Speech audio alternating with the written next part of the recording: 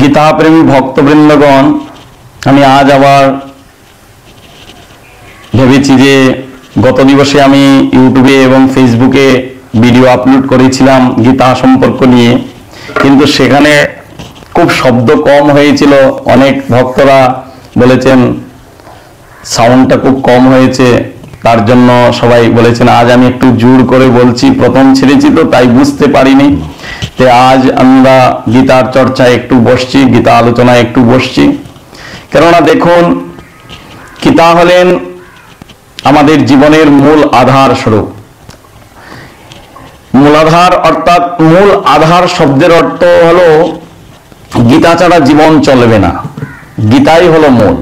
কেননা মানুষ জীবনকে সার্থক করতে হলে, মানুষ জীবনকে শুদ্ধ সাত্ত্বিক পথকে অবলম্বন করতে হলে, অর্থাৎ মানুষের জীবনের বাস্তবিক রূপে যদি চলতে হয়, মানুষের জীবনে, আমরা তো মানুষের জীবনের মধ্যে মানুষের মতোই চলছি, কিন্তু শাস্ত্রের বিধিগতভাবে আমরা কেউ চলছি না।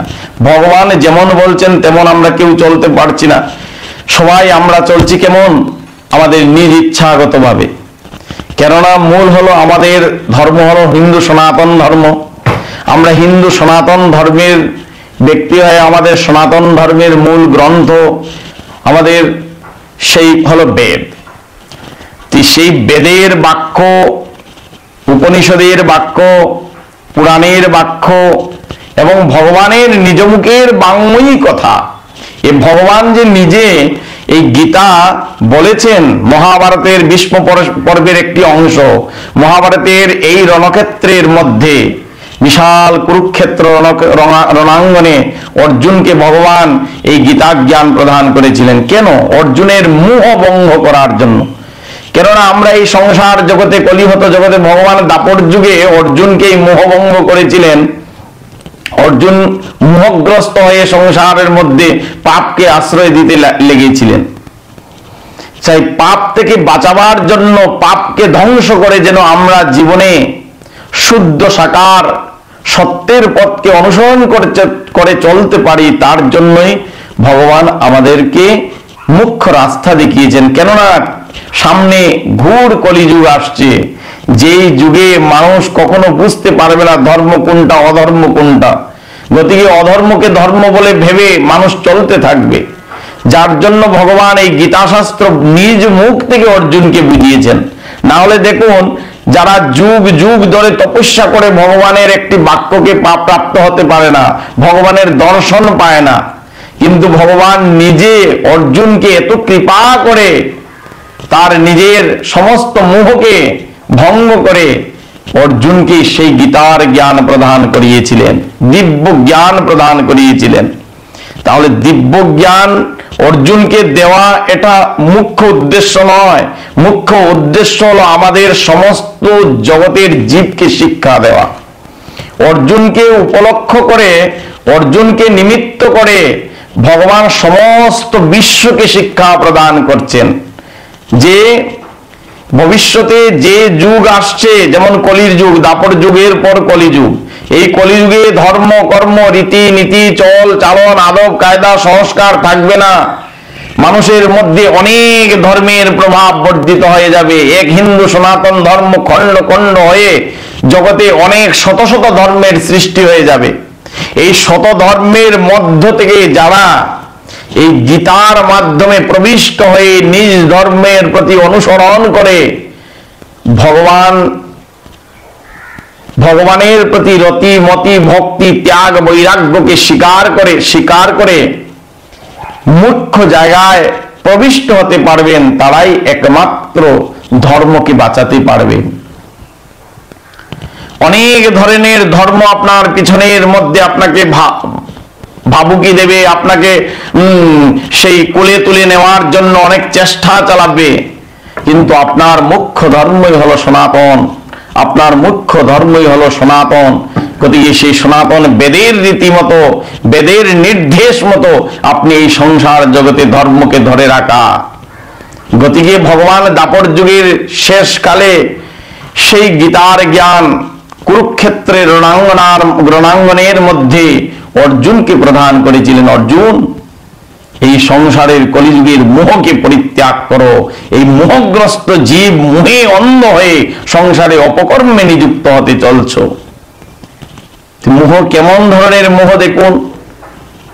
আজ ভারী এই কৌরবদের ভারী সুন্দর সবার মধ্যে দ্রৌপদীর মতো মায়ের বস্ত্র হরণ করতে চলছেন, কিন্তু পিতামহ ভীষ্ম এত বড় শক্তিশালী, যার সাথে শক্তি করে কেউ ভারতবর্ষের নয় সমস্ত পৃথিবী জগতের কোন শক্তি এসে যার সাথে লড়াই করে পারবেন না, সেই ব্যক্তি পর্যন্ত দেখেও কোনো চোখ না তুলে মাথা নিচু করে বসে আছেন।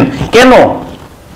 কৃপাচার্যের মতো বীর কেউ ছিলেন না, দ্রোণাচার্যের মতো অস্ত্রগুরু বীর কেউ ছিলেন না। তারা এত এত বড় বড় মহাযুদ্ধারা থাকা সত্ত্বেও, ধর্মপরায়ণা যুদ্ধ শিক্ষার নীতি থাকা সত্ত্বেও তারা মোহে অন্ধ হয়ে তারা এই দুর্যোধনের এবং ধৃতরাষ্ট্রের কথায় তারা আবদ্ধ হয়ে মন্যময় অর্থাৎ পাপময় অন্ন ভক্ষণ করে তারা হয়েছেন কি? সেই রাজার পাপের অন্ন খেয়ে খেয়ে তাদেরও মন মলিন হয়ে গিয়েছিল। পাপে আশ্রয় করে তাদের বাড়ি সবার মধ্যে দ্রৌপদীর মতো মায়ের বস্ত্র হরণ করা চলছিল দুঃশাসনের দ্বারা। সেই দুঃশাসনের মতো মহারাক্ষস দ্রৌপদী মায়ের বস্ত্র খুলে লজ্জিত করতে চাইছিল, কিন্তু তারা এত বড় বড় মহাযুদ্ধারা থাকা সত্ত্বেও তারা একবার চোখ তুলে তাকালেন না। বা ধর্ম নয়, এটা অধর্ম বলে অধর্ম হচ্ছে সেটা কেউ বাক্য করতে গেলেন না। তাহলে মোহ নয়, তাহলে কি করে বলা যাবে যে এটা মোহ নয়? পরম মোহে আবদ্ধ হয়ে গিয়েছিলেন। তা আমরাও সংসারের মধ্যে থেকে অনৈতিক কর্মগুলিকে দেখেও চোখ তুলে তাকাচ্ছি না, মুখ বন্ধ করে চোখ বন্ধ করে আমরা সমাজের দিকে থেকে চলে যাচ্ছি। গতিকে ভগবান জানেন এই ঘুর কলিযুগ আসছে, অনেক ধরনের পাপী তাপীরা অনেক ধরনের পাপকর্মে নিযুক্ত হয়ে তোমার নিজ সংসারের মধ্যে মহা মহা পাপ চলিতে থাকবে। সেই পাপ থেকে বাঁচতে হলে তোমার মধ্যে শক্তি আসতে হবে, ধর্মের শক্তি। তুমি দেখেও যদি সেই কথা না বলে থাকো, আর দেখেও যদি তুমি সেই শক্তিকে যদি প্রকাশিত করতে না যাও, তাহলে কি হবে? ধর্ম একদিন বিলুপ্তি হয়ে যাবে, লুপ্ত হয়ে যাবে। ধীরে ধীরে ধীরে ধীরে সনাতন বাঁচাতে পারবে না। গতিকে সনাতনকে যদি শক্তি প্রদান করতে হয়, সনাতনকে যদি শক্তিশালী করতে হয়, সনাতনকে যদি তুমি প্রকাশ করে চলতে হয়, তাহলে তোমার মধ্যে সেই ভগবানের নিজ মুখাশ্রিত থেকে অর্জুনকে শব্দ ব্রহ্মরূপে উপদেশ দেওয়া সেই গীতার জ্ঞান তোমার মধ্যে প্রকাশিত হতে হবে। যতদিন পর্যন্ত তোমার এই সংসারের মোহ পরিত্যাগ হয়নি, যতদিন, মোহ বলতে কোন মোহ? বলেননি বলে যে সংসার, স্ত্রী পুত্র পরিবার আত্মীয় স্বজন বন্ধু বান্ধবকে পরিত্যাগ করে দেওয়ার নাম মোহ, টাকা পয়সার লালসা থেকে তুমি সরে যাও এটার মোহ, এইসব বলেননি ভগবান। ভগবান নৈতিক শিক্ষা দিয়েছেন। আমরা মোহ আদরে বশীভূত হয়ে খারাপ কর্ম করতে লেগে যাই। আমরা সংসারের অনৈতিক কর্ম দেখেও আমরা কথা বলি না নিজের স্বার্থের জন্য। এইসব নয়। পিতামহ ভীষ্মের মতো অনৈতিক হয়ে যাওয়া সত্ত্বেও কথা মুখ বন্ধ করে থাকা চলবে না। ভগবান বুঝিয়েছেন, যার জন্য পিতামহ ভীষ্মকে বধ করার জন্য বলেছেন অর্জুনকে, যাও অর্জুন বধ করো। তোমার অস্ত্রগুরু দ্রোণাচার্যকেও পর্যন্ত বধ করো। কেননা যেখানে অন্যায় সেখানে মোহ রেখে লাভ নেই। গতিকে সত্য ধর্ম, অনৈতিক ধর্ম, একে বুঝতে হবে কোনটা সত্য কোনটা অনৈতিক, কোনটা অধর্ম হচ্ছে কোনটা ধর্ম হচ্ছে। এটা জ্ঞানটা থাকতে হবে কোথা থেকে? শাস্ত্রের যদি প্রকটিত জ্ঞান যদি তোমার মধ্যে না থাকে। আজকে ভালো করে বুঝুন, আমাদের ভারতবর্ষের সংবিধান আছে, সেই সংবিধানের আইনকে যদি আমরা না মানি তাহলে আমাদের লক আপ হয়ে যায়, আমাদের জেল কাটতে হয়। কেননা ভারতের সংবিধান যেমন তেমন ভগবান আমাদেরকে এই সংসার জগতে পাঠিয়েছেন, তিনিও একটি সংবিধান তৈরি করে দিয়েছেন। সেই সংবিধানকে যদি আমরা না মানি তাহলে ধর্ম ধীরে ধীরে নষ্ট হবে, আমাদেরও মৃত্যুর পর গতি তেমন ধরনেরই প্রাপ্ত হবে। আমরা কোনোদিন এই মানুষ জীবন থেকে উদ্ধার পাবো না। পুনরূপী জননম পুনরূপী মরণম পুনরূপী জননী জঠরী শয়নম। গতিকে জন্ম মৃত্যুর চক্র থেকে আমরা কোনোদিন উদ্ধার পেতে পারবো না। গতিকে ধর্মকে বাঁচাতে হলে আমাদের ধর্মশাস্ত্রের জ্ঞান আমাদের উপলব্ধি করতে হবে। এই ধর্মশাস্ত্রের জ্ঞান উপলব্ধি করতে হলে আমাদের কেমন হতে হবে? আমরা সদা সর্বদা গীতার প্রতি ধ্যান রেখে গীতার শ্লোক প্রত্যহ নিত্য নৈমিত্তিক সবার বাড়িতে সবার ছেলে মেয়েকে, যারা যারা স্কুলে ছেলেমেয়েরা যায়, প্রত্যেক স্কুলগুলিতে প্রত্যহ একটি করে যখন প্রার্থনা করানো হয়, বিশ্বমাতা ভারত মাতার যখন প্রার্থনা করানো হয় আমাদের সেই সকল স্কুলগুলিতে, সকল জায়গায়, সকল ধর্মস্থানে, তখন আমাদের সেই স্কুলগুলির মধ্যে প্রত্যহ গীতার একটি শ্লোক পাঠ করানো হোক। এবং যত ধরনের আমাদের দেখবে ভারতবর্ষের সংবিধানের, যদি সেই জায়গায় সংবিধানের ক্ষেত্রে যদি কোনো আইন প্রসঙ্গের মাধ্যমে যায়, যদি কোনো কোর্টের মধ্যে কখনো গিয়ে কোনো বাক্য বলতে হয়, তাহলে আগে গীতাকে ছুঁয়ে তারপরে আমরা বলি যাহা বলিব সত্য বলিব, সত্য বিনা মিথ্যা বলিব না। এই কথা কাকে স্মরণ করে? গীতার উপরে হাত রেখে। কেননা গীতা হলো ধর্মের প্রতীক এবং এই গীতাই হলো সমস্ত কিছু। কিন্তু গীতা আমরা জানি না বলে আমরা মিথ্যার আচরণ করে যাই, গীতাকে ছুঁয়েও আমরা ভয় পাই না। সমস্ত সংসারের জগৎ দেখবেন গীতা ছুঁয়ে বলে কি, হ্যাঁ আমরা যাহা বলিব সত্য বলবো, কিন্তু দেখুন পূর্ণ মিথ্যা বলে যাচ্ছে। কেননা গীতা জানে না বলে গীতা আগুন না জল, আজকে কারেন্টের তারে কেউ গিয়ে ধরে নেয়, যেখানে বিদ্যুতিক তারের মধ্যে আমরা ধরে নেই, ধরে দেখবেন হঠাৎ বিদ্যুৎ খেয়ে আমরা মরে যাই। জানি না এটার মধ্যে বিদ্যুৎ আছে কিনা, দেখা যায় না। যদি আমরা টেস্টার লাগিয়ে দেখি যে এখানে বিদ্যুৎ আছে কিনা, তখন বুঝতে পারবো বিদ্যুৎ আছে, লাইট জ্বলছে, তার মানে এখানে বিদ্যুৎ পরিবাহী হচ্ছে। গতিকে সেই তারের মধ্যে তখনই ধরবো না। আর না বুঝে এইভাবে ধরলে পরে আমরা ধর্মের কাছে মৃত্যু হয়ে যাব। ধর্মের কাছে এইভাবে বেঁচে থাকি কি হবে? আমরা পাপপুরুষ হয়ে সংসার জগতে চলবো, অধর্মের আচরণ যদি করে থাকি। গতিকে যত সময় পর্যন্ত আমাদের সংসারের ছেলে মেয়েদের ভিতরে গীতার এক একটি শ্লোকের জ্ঞান আমাদের মধ্যে যদি প্রকাশিত না হয়, ভগবানের দেওয়া বাক্যের প্রতি যদি আমরা শরণান্বিত না হই, অনুসরণ যদি না করি, তাহলে আমরা জীবনে কোনোদিন কিন্তু সেই জায়গায় পৌঁছাতে পারবো না, ধর্মকে রক্ষা করতে পারবো না। এই জন্যই আমরা দেখবেন পাশ্চাত্য কালচারগুলিকে আমরা বুকে টেনে ধরছি।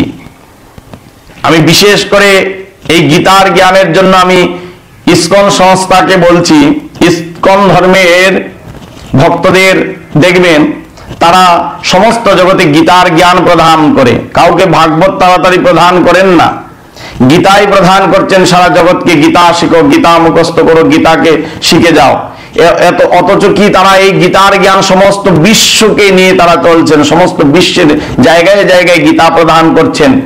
যারা বিদেশি ব্যক্তি, যারা আমাদের ভারতবর্ষের ধর্মকে জানে না, কিন্তু গীতাকে তারা ধরে গীতার জ্ঞানের দ্বারা আজকে ভারতবর্ষের সে সনাতন শিক্ষা, সনাতনের জ্ঞানকে তারা হৃদয়ের মধ্যে জড়িয়ে ধরছে। তারা রাস্তায় রাস্তায় হরে কৃষ্ণ নাম উচ্চারণ করে গেয়ে গেয়ে তারা সংসার জগতে চলছে। তারা রাস্তায় রাস্তায় হরে কৃষ্ণ নাম করাতে পারছেন। তার জন্য আমি এই ইসকন সংস্থাকে আমি আমার নিজের তরফ থেকে সদা নমন জানাই সেই সংস্থাকে, যেন তারা এই সংসার জগতে সবার মধ্যে গীতার জ্ঞান প্রচার করছেন। সেই জন্য এই ভূতপত্তিটা, এই ব্যক্তিত্বটা সকলের মধ্যে জাগরিত হওয়া চাই, যেন এই বিশ্বের সবার কানে কানে, সবার হৃদয়ের মধ্যে গীতার জ্ঞান প্রকাশিত হোক। এবং যদি গীতার জ্ঞান পাশ্চাত্য জগতে যদি গীতার জ্ঞান প্রাপ্ত হয়ে তারা ধর্মকে জড়িয়ে ধরতে পারছে, আমার গীতা মাকে তাদের বুকের মধ্যে জড়িয়ে তারা আমাদের ভগবানকে চিনতে পেরেছে। তারা ফরেনিয়ান, তারা ইংলিশ কথা বলে, তাদের ভাষা শুদ্ধ সেই বাংলা ভাষা আসে না, কিন্তু আমাদের বাংলা ভাষার দেখবেন মহাপ্রভুর কীর্তনগুলি তারা পাশ্চাত্য জগতের হয়েও তারা কত সুন্দর প্রেম দিয়ে সেই গানগুলি গেয়ে যায়, শুনতে কত ভালো লাগে। আর আমরা এই ভারত ভূমিতে জন্মগ্রহণ করে ভারত ভূমির জায়গায় থেকে ভারতের বস্তুকে প্রাপ্ত হয়ে ভারতের সম্পত্তি, ভারত মায়ের সমস্ত সম্পত্তি আমাদের মধ্যে থেকেও আমরা ভিখারি হয়ে গেছি। কেন বলুন তো? মাইকেল মধুসূদন দত্ত একটি কবিতা লিখেছিলেন বঙ্গের বিষয় নিয়ে, হে বঙ্গ ভান্ডারে তব বিবিধ রতন, তাহা সবে অবুধ আমি অবহেলা করি, পরধনে লুবেমত্ত করিনু ভ্রমণ, পরদেশে ভিক্ষাবৃত্তি কুক্ষণে আচরি, কাটাইনু বহুদিন সুখ পরিহারি, অনিদ্রায় অনাহারে সপিকায় মন, মজিনু বিফলে তব অরণ্যের বড়ি, ফেলিনু শৈবালে ভূমি কমল কারণ, স্বপ্নে তব কুললক্ষ্মী কয়ে দিলা পড়ে, অরে বাঁচা মাতৃকুশে রতনেরও রাজি, এ ভিখারির দশা কেন তব আজি, যা ফিরি অজ্ঞান রে তুই যা রে ফিরি ঘরে, পালিলাম আজ্ঞা সুখে পাইলাম কালে, মাতৃবাসা রূপে খনি পূর্ণমণি জালে। যারে তুই অজ্ঞান, যারে অজ্ঞান রে তুই যারে ফিরি ঘরে, কেন বলছেন? মাতৃবাসা রূপে খনি, এ মাতৃকুশে রতনেরও রাজি, রতনমণির ভান্ডার আমাদের মাতৃকুশে ভারত ভূমিতে। কিন্তু ভারত ভূমিতে মাতৃকুশে আমাদের মাতৃকুকের মধ্যে সমস্ত সম্পত্তিকে রেখে আমরা বিদেশে গিয়ে সম্পত্তি খুঁজি। আরে এই ভারতবর্ষের সম্পত্তি দিয়েই তো সমস্ত ভারতকে একদিন বিশ্বগুরু বলা হতো। এই বিশ্বগুরু কেন বলা হয়েছে? ভারত ভূমির সম্পত্তি নিয়ে সমস্ত জগৎ সম্পত্তি প্রাপ্ত হয়েছে। আজ বিদেশিরা বুঝতে পারছে ভারতের সম্পত্তির জ্ঞান, কিন্তু আমরা ভারত ভূমির জন্মগ্রহণ করে ভারতের সন্তান হয়ে আমরা ভারতের সম্পত্তিকে আমরা কুলে রাখছি না, আমরা দূরে ফেলে দিচ্ছি। পাশ্চাত্য শিক্ষা কালচার গুলিকে আমরা জড়িয়ে ধরছি, আর পাশ্চাত্য দেশের ব্যক্তিরা আমাদের কালচারকে তারা জড়িয়ে ধরে তাদের পাশ্চাত্য শিক্ষাকে দূরে ফেলিয়ে দিচ্ছে, তাদের সংস্কারকে। কেন? এটার মুখ্য কারণ হলো যাদের কর্ণের মধ্যে গীতার জ্ঞান প্রবিষ্ট হচ্ছে, যারা গীতাকে বুঝতে পারছেন, তারা তাদের দেখবেন লোহাকে কিন্তু গলাতে হলে 60,000 ডিগ্রি সেলসিয়াস দিতে হয়। আমরা তো পাষাণ লোহা হয়ে বসে আছি। সাধারণ যেইগুলি আমাদের মধ্যে অগ্নিতপ্ত দেওয়া হচ্ছে, আমরা লোহা কখনো হার মানছি না, কখনো ব্যান্ড হচ্ছি না, কখনো গলছি না। তাহলে আমরা গলতে হলে 60,000 ডিগ্রি সেলসিয়াস উষ্ণতা দিতে হবে আমাদের মধ্যে। এই 60,000 ডিগ্রি সেলসিয়াস উষ্ণতা রূপী ধর্মের জ্ঞান কোথায় আছে? একমাত্র ভগবত গীতার মধ্যে প্রবিষ্ট আছে। আর গীতাকে যদি সম্পূর্ণরূপে যদি প্রত্যহ নিত্য নৈমিত্তিক আমাদের ঘরের সন্তানরা একটি শ্লোকে প্রত্যহ নিত্য নৈমিত্তিক স্কুল কলেজ শিক্ষা প্রতিষ্ঠান যত ধরনের ব্যবসা প্রতিষ্ঠান সব জায়গায় যদি একটি করে গীতার শ্লোক প্রত্যহ পাঠ হয় এবং নিজ গৃহে নিজের বাড়িতে পিতামাতা নিত্য নৈমিত্তিক সবকিছু কর্মের মাধ্যমে একটি গীতার জ্ঞানে যদি প্রদান করায়, তাহলে কোনোদিন সেই ছেলে ধর্মের বিলুপ্তি করাবে না, সেই ছেলে ধর্মকে ধরে রাখবে। গতিকে গীতাকে কখনো, হাত জোর করে বলছি, গীতা কখনো কাপড় দিয়ে পেঁচিয়ে ঠাকুরের চরণে রাখবেন না। হ্যাঁ, চরণে রাখুন, কিন্তু চরণে রেখে তাকে নিজের হৃদয়ে লাগিয়ে তাকে খুলে আমরা তার জ্ঞানকে হৃদয়ে প্রকাশ করতে হবে। কেননা যত সময় পর্যন্ত আমরা গীতার জ্ঞানকে নিজে না শিখতে পেরেছি, ততটুক সময় পর্যন্ত আমাদের ব্যাংকে আমাদের টাকা বলতে পারবো না এটা পরের ধন, কেননা পরের হাতে আছে, অর্থাৎ গীতার হাতেই আছে। গীতার মধ্যেই স্থাপিত থাকবে, পুস্তকে স্থাপিত বিদ্যা। নীতিশাস্ত্রের মধ্যে বলেছেন পুস্তকে স্থাপিত বিদ্যা পরহস্তগত ধন। পুস্তকের মধ্যে বিদ্যা থাকলে কি হবে? সেই বিদ্যা কখনো নিজের হয় না। যত সময় পর্যন্ত বিদ্যা বধূ জীবনম, নিজের বধূরূপী জীবনের সঙ্গী করতে পারবে, সেই দিন তুমি জ্ঞান তোমার মধ্যে প্রবিষ্ট হবে। কেউ তোমাকে ঢলাতে পারবে না, হিলাতে পারবে না, কেননা তুমি জ্ঞানে উপযুক্ত হয়ে যাবে। যার জন্য আমি হাত জোড় করে সকল পিতামাতাকে বলছি, এই হিন্দু সনাতন ধর্মের যত পিতামাতা, আপনারা সবাই মাতা, সবাই পিতা, সবাই এক কাজ করুন, নিজের জীবনে কিছু করুন বা না করুন, আপনারা গীতাকে জীবনে শিক্ষা প্রদান করুন নিজের ছেলে মেয়েকে। দেখবেন বেশি নয়, গীতার কিছুদিন, গীতার জ্ঞান যখন ছেলের মধ্যে প্রকাশ পাবে, আপনি তাকে অধর্মের শিক্ষা দিতে হবে না, অধর্মের পথে যেতে বাধা দিতে হবে না। সে নিজেই নৈতিক শিক্ষায় উপবিষ্ট হবে, নৈতিক শিক্ষায় পদার্পণ করবে, নৈতিক ধর্মের মধ্যে আদর্শবান হবে, আদর্শ ধর্মের মধ্যে সে প্রবিষ্ট হবে। আজকালকে দেখবেন স্কুলের মধ্যে শিক্ষাগুরুরা শিক্ষা করাচ্ছেন, কিন্তু আদর্শ শিক্ষা নেই, নৈতিক শিক্ষা নেই। কেননা সব জায়গায় না, সব শিষ্যগণকে, সব গুরুদেরকে বলিনি, কেননা স্কুল কলেজ আদির মধ্যে হিন্দু সনাতন ধর্মের যত গুরুবর্গরা আছেন, সবাই যদি ঋষিমুনিদের প্রথাকে একটু মেনে সেই সাথে গীতার জ্ঞানও যদি করাতেন, তাহলে আমাদের এই ধর্মের জন্য এত কান্তি হতো না, সনাতন ধর্মের জাগরণ সৃষ্টি হতো সমস্ত জগতে, সব ছেলেমেয়েরা ঘরে বসে থাকতো না। গতিকে মুড়ের মাথায় গিয়ে একা চিৎকার করলে কখনো লোক জমাউট হবে না। যখন 2-4 জনকে একসাথে নিয়ে মুড়ের মাথায় চিৎকার করবেন, দেখবেন আরো 10 জন একসাথে জড়ো হয়ে গেছে। আর একা যদি চিৎকার করেন তাহলে আপনাকে পাগল বলবে, আমি আজ একা চিৎকার করছি, আমাকে সবাই পাগল বলবে। কিন্তু যখন গীতার জ্ঞান নিয়ে আমার সাথে সঙ্গী দেওয়ার জন্য আরো 1000 জন একসাথে জড়ো হবেন, তখন দেখবেন কি সবাই আপনারা সেই জায়গার মধ্যে জড়ো হয়ে থাকবেন, এবং সেই জায়গায় আপনারা ধর্মকে জয়ী করাবার শক্তি আপনাদের মধ্যে প্রকাশিত হয়ে যাবে।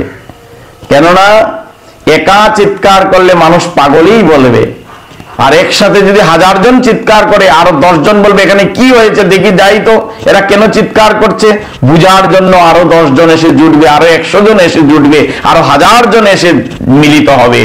গতিকে আমরা যদি গীতার জ্ঞানের দ্বারা যদি আমরা সংসার জগৎকে তুলে ধরি, তাহলে আমাদের ধর্ম রক্ষা পাবে, নতুবা ধর্ম রক্ষা করতে পারবেন না, ধর্মের বিলুপ্তি হতে চলবে। গতিকে এখনো সময় আছে, জাগরণ সৃষ্টি করুন নিজের মধ্যে। নিজে জাগরিত না হলে দেশ কেমন করে জাগরিত হবে?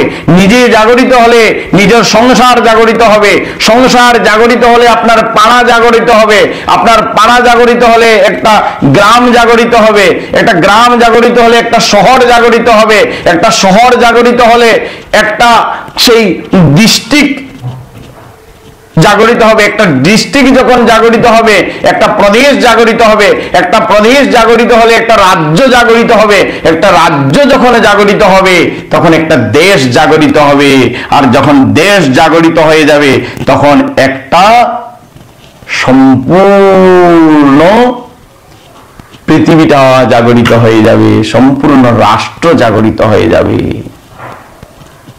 গতিকে সেই পৃথিবীকে জাগরিত করতে যদি হয়, তাহলে সম্পূর্ণরূপে ধর্মের দ্বারাই জাগরিত করা যায়, অধর্ম দিয়ে কোনোদিন কিছু হয় না। কেননা অধর্মের কিছুদিন দেখবেন জাগরণ খুব বেশি, কিন্তু অধর্ম ধীরে ধীরে নাশ হয়ে যায়, ধর্মের গ্লানি হয়ে যায়। অধর্মকারী ব্যক্তি, আপনারা গীতা পড়ুন, শাস্ত্র পড়ুন, উপনিষদ পড়ুন, বেদ পড়ুন, সমস্ত জায়গায় দেখবেন অধর্মদের ভার কিছুদিন বেড়ে যায়, তারপর দেখবেন তারা অনেক উপরে উঠে যায়। অধর্মী ব্যক্তিরা অনেক উপরে উঠে অধর্ম করতে করতে, সবাই বলে দেখুন সে অধর্ম করছে, কত উপরে উঠছে। আরে না, ভগবান যখন যত উপরে উঠবে তত উপর থেকে পড়বে, যখন বেতাটা বেশি পাবে। গতিকে উপরে না ওঠাটাই ভালো। গতিকে আমরা ধর্মকে মেনে, আমরা ধর্মের মাধ্যমেই চলাটাই ভালো। গতিকে ধর্মকে স্মরণ করে চলাটাই হলো আমাদের একমাত্র কর্তব্য। গতিকে গীতাকে সবাই জাগরিত করুন। গীতাই হলেন আমাদের পরম শক্তি। আর গীতা যখনই দেখবেন বাড়িতে গীতা পড়া হচ্ছে, সবাই গীতার একটি দুইটি করে শ্লোক মুখস্থ করছেন, গীতার জ্ঞান নিচ্ছেন, তখনই দেখবেন ধীরে ধীরে আমাদের মধ্যে সেই জাগরণ সৃষ্টি হবে। তখনই আমরা ধর্ম রক্ষা করতে পারবো। আর যেই দিন গীতা হৃদয়ঙ্গম হবে তখন দেখবেন ভাগবতী প্রবিষ্ট হতে পারবেন। গতিকে গীতা না বুঝলে কখনো ধর্ম বুঝবেন না। আর গীতা না বুঝলে আমাদের সংসারের মধ্যে কি হচ্ছে জানুন? সত্য শৌচ দয়া দানম ন বিদ্যতে। মানুষের মধ্যে সত্যতা নাইকিয়া হয়ে গেছে, শৌচতা নাইকিয়া হয়ে গেছে। শৌচতা নেই, সত্য নেই, শৌচ নেই, দয়া নেই মানুষের মধ্যে। একে অন্যের প্রতি ঈর্ষা করা, হিংসা করা, বিদ্বেষ করা, এটাই হয়ে গেছে মানুষের ধর্ম। মানুষ এখন পশু পক্ষী কীট পতঙ্গ কুকুর বিড়ালের মতো রাস্তার মধ্যে খুন হচ্ছে, মারা যাচ্ছে, খারাপ কর্মের মাধ্যমে মারা যাচ্ছে, অবৈধ কর্মের মাধ্যমে মারা যাচ্ছে, কিন্তু মানুষের মধ্যে প্রেম প্রীতি ভালোবাসা নেই, কোন ভয় লাগছে না। এত কুকুর বিড়ালের মতো মানুষকে মরা দেখেও নিজের প্রতি একবার ভয় আসছে না যে আমিও মরবো, আমারও সময় তেমন আসছে, আমার এখনো শুধরানোর সময়, আমি শুধরাই। তবুও মানুষের মনের মধ্যে ভয় জাগরিত হচ্ছে না, শুধরাবার মনোবাসনা আসছে না। কোথায় যাবে মানুষ বলুন?